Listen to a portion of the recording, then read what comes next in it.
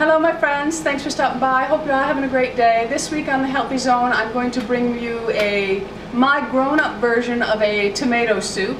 This is a soup that we can get at takeout from our grocery store, but I don't really care for it. I don't think it has enough flavor. It's too high in the tomato flavor for me. It's a tomato soup, it should taste like tomato, but I think some things can be added to it, so that's of course what I've done, and I've changed out some of the unhealthy things and put healthier things into it. So it is we're going to say a smoky tomato basil soup. So for it you will need a form of liquid. I'm going to use vegetable broth. You can use chicken broth, turkey broth, whatever kind of broth you like. Just make sure that it is clean and has the least amount of ingredients in it as possible. So you'll need a whole container of that. You will need some sort of pasta. I am using orzo, but I'm not using the regular white orzo. I'm using a 100% whole wheat orzo. It gives you 6 grams per serving, which is excellent. Well, 6 grams per cooked serving of 2 ounces of the pasta. But anyway, it is, this one says that it's nut-free and it's vegan, but it does, of course, contain wheat. All right, so you'll need about a cup and a half of that, depending on how much pasta you want in your soup. I might lean towards a cup and a half. You'll also need 2 large roasted red peppers. I just buy my roasted red peppers in a very big jar because I use them for sandwiches. I use them for everything. And I find this brand, Tasso's Fire Roasted, is really good. It's sold at BJ Sam's. I don't know about Costco. We don't have a Costco here, but I'm sure they sell some form of fire roasted, or you can buy them in the grocery store in small amounts. If you want to roast your own peppers, you go right ahead, Martha. You roast your own peppers. You will also need 1 onion, medium, and you will need it diced up like I have diced up my celery here, and it's 2 stalks of celery, 2 carrots. I'm having a hard time talking today, my friends. You will also need 3 large halves of sun-dried tomatoes. I rinse them off. They are soaked in oil when I buy them, but I rinse them off and then I dice them up. I think the oil and the garlic just adds some more flavors to the sun-dried tomatoes. You will need 6 cloves of garlic, minced really small. You will need 1 teaspoon of dried basil, 1 teaspoon of dried thyme, and this is what adds the smokiness to it, 1 teaspoon of smoked paprika. This is the McCormick brand. It is found right in with all the other spices, so look for smoked. They're starting to come out with a lot of smoked dried herbs, and I really love those because they add a grown-up flavor. You will also need some olive oil to saute your mirepoix in, but you can also use broth if you are someone who is on Weight Watchers and you're trying to control your points or your calories that way. You will need 1 small can. This is a 14.5 ounce can of crushed tomatoes, fire roasted, okay? You need at least 1 small can of the fire roasted. Then you'll need 1 large can of crushed tomatoes, herb style, with Italian herbs in them, but 1 large, and this is a 28 ounce can. You will also need 1 can of Roma tomatoes with basil. If they're whole, all you got to do is squish them with your hand and you'll mince them up. And that is it for the cooking ingredients. We will also need some fresh basil towards the end. And I like to add a rind of parmesan while it's cooking, but my store didn't have any this time, so I just bought some shaved parmesan, and I'm going to just put that in the soup, and that adds a more grown-up flavor to it too. And you will also, let me get the last item, you will also need a container of light cream, and this is usually right next to the whipping cream in your dairy section. This adds a nice creaminess and texture to the soup, okay? So grab all your ingredients and let's get over to the stove. Me, of course, I've got to set up the camera and get it all going, okay? But I'll be back in a minute. All right, my friends, here we are at the stove. My pan is heating. Remember, I like to add my oil to a heated pan. I'm going to do about 2 tablespoons of olive oil to the pan. I'm going to swirl it around.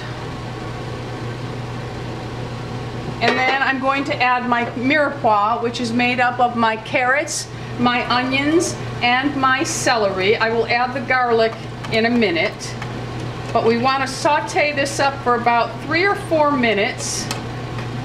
I love this little thing. I don't know if you've seen it. It has a little lid and has blades, and it chops all of your veggies perfectly. I love it, love it, love it, love it. I'll list it underneath so you all can see what it is. All right, so I am going to just go ahead and stir this up. Now I'm going to add some salt and some pepper. Forgive me for reaching across. Just to taste, whatever, you know, if you have a diet, you need to watch your sodium level intake. Be careful, but you need to season salt and pepper along the way because it does add flavor to each layer. But when you're working with broth and canned items, you have to take into consideration that they have their own amount of sodium to them, so be careful. All right, so we're just going to saute this down for a few minutes, and then we will start adding other things to it. So I guess you know what that means. I'll be back. All right, my friends, we're back. We have let our mirepoix with a little bit of salt and pepper saute for about 5 minutes, just until the vegetables are translucent. They don't necessarily have to be cooked because the soup is going to have to cook down a little bit anyway. So our next step is to add our sun-dried tomatoes, and I've minced them up, and then our garlic, which I've also minced up. So I'm just going to scrape those into the mix.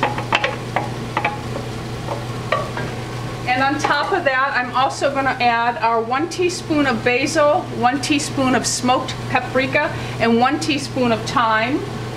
Put all of that in.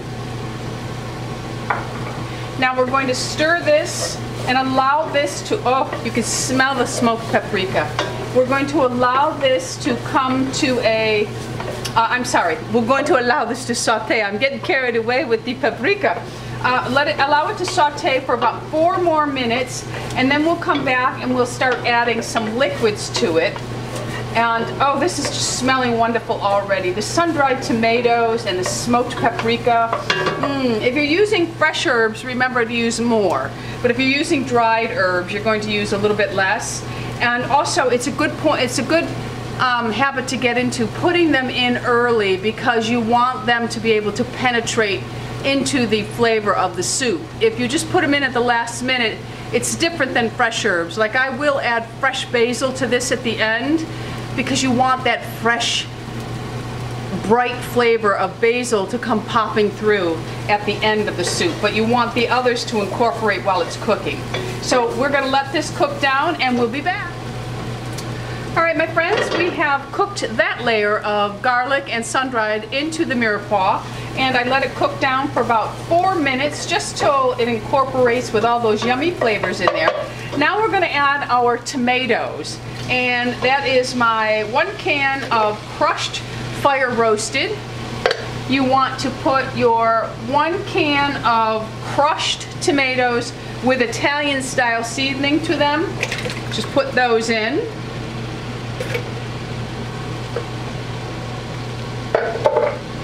And then last, we're going to put our Roma tomatoes. They should be cut, crushed, whatever. Oh, I'm sorry, the Roma tomatoes.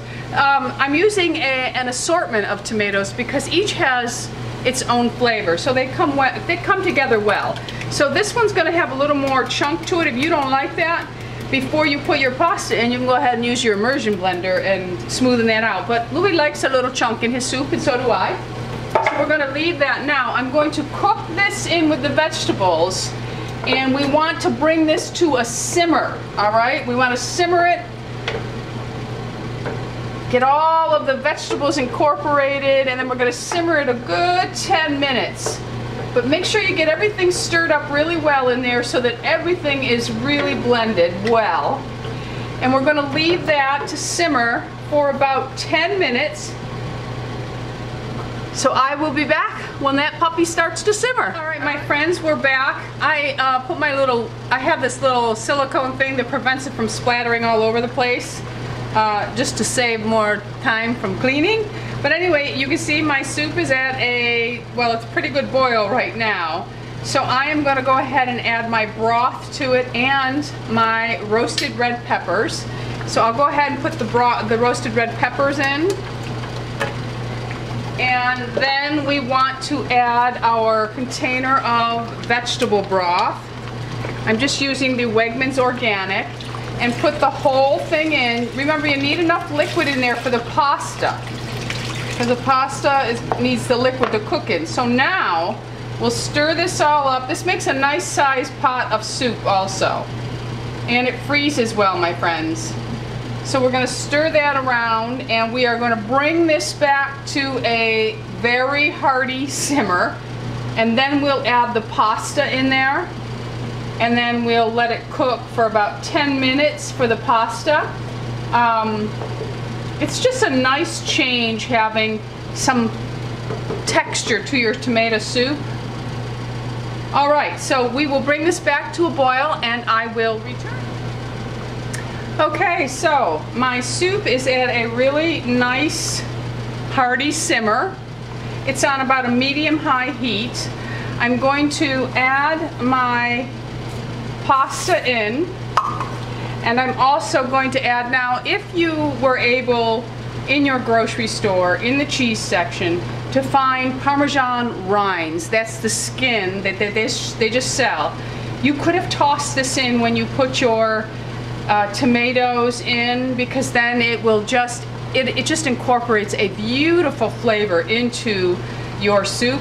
I'm going to add the Parmesan and stir it in quickly just to add some flavor of cheese into the soup, give it a creaminess, not too much. If you can find that rind, that is the best way to go. My store does have them, but they sell out quickly. A lot of people, we have a large Italian population where I live, and they know that rind is good. But anyway, you can see that just by adding the cheese, it changes the color just slightly to a beautiful orangey red. Now you're just going to let it cook for about 10 minutes, and it'll be good. I'm going to turn the heat down a little bit, and I'm going to put my splash preventer on. And I will be back with you when this is done. We will temper our cream and add it into the soup, and add our fresh basil, and that'll be it. We'll be done. And then you could make this with the traditional grilled cheese sandwich on whole wheat, or some sourdough, and do a grilled cheese sandwich with it. I will make a Caesar salad, and Lou will have either a crusty sourdough roll, or a French roll, or a whole grain roll. All right, I will be back with the cream and the basil in about 10 minutes. Well, it'll seem like I was just gone for a second for you. All right, my friends, off to the side here, I've taken my 1 container of cream. It's light cream, and I just warmed it slightly on the stove. So now I'm going to temper it. I'm going to try to do this with, I gotta figure out how, I'm going to hold the pan. That's what I'll do. Okay, as you can see, the tomato soup has really thickened up. If you want to thin it out, you can add a little more broth. Right now, I'm just going to take about a little tablespoon of this, and I'm going to take the ladle, and I'm going to start just incorporating it into the cream, because we don't want to curdle the cream. So we'll just temper it, and all you do is you just keep, I'll put another ladle in there, and I'll come back into the cream, and you just lightly and slowly incorporate it, and then the cream will become warm enough without curdling it. We'll do it again, and I'm just going to keep stirring it in, and just lightly, slowly introducing that soup into the cream. And let me feel it and see how it feels. It's hot now, but I'm going to be playing on the safe side. I'm just going to do one more into the cream, slowly incorporate it, and then I'm going to take my, you want to keep, and at this, I forgot to mention that once you add the pasta in, you do have to stir it quite often while it's cooking, okay? So now I'm just going to add the cream into the tomato soup and stir it around, and we have a perfectly safe, non-curdled cream in our soup. And it just makes the soup heavenly. Now, you could use heavy cream if you want, but I think light is the way to go because you want to watch the fat content. This soup, about per cup, it's about 200 calories per cup. So, because of the cream and the cheese that you put in there, but it's still a clean version. It's still better than any canned soup you'll ever have. All right, so that is how we do that. And now, we will just allow that to cook in a few minutes, and then I'll be back. I need to wipe my stove up. It drives me nuts when things get all over. I will be back to plate it up and add the basil. All right, so our tomato soup is done. It smells heavenly. I must say, it just smells fabulous. The rind to the parmesan is very important in this recipe, as is the smoked paprika. You must have the smoked paprika. All right, so I'm just going to go ahead and I'm going to ladle some of this soup into my bowl. It's a pretty big bowl. For Louis, he has probably about 2 cups of it for dinner. But for me, just about 1.5 cups.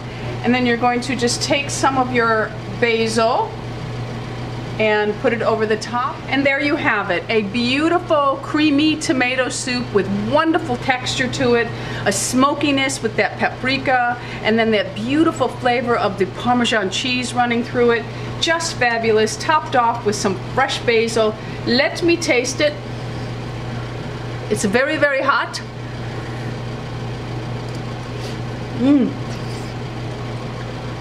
Oh, it's so good. It's fabulous, my friends. I think you will really enjoy this. I think you could even get the kids to eat this. But just a wonderful, wonderful soup. Remember to salt and pepper to your liking. Remember, you have to have enough sodium in there so when you cook the pasta comes alive, because remember, without salting the water, pasta really tastes bland. So make sure that you have enough sodium within the soup to take care of the pasta also. I hope you really enjoy this, and I hope you make it. I love when you guys let me know that you've tried it and your family has loved it. So please continue to do that for me, and I'll see you next week at on the Healthy Zone. Thanks for stopping by, and don't forget, subscribe. We're anti-aging here. Be happy, be healthy, be beautiful, and most of all, my friends, be lovable. Yes, lovable. I love you all. Bisous, my friends. Bisous.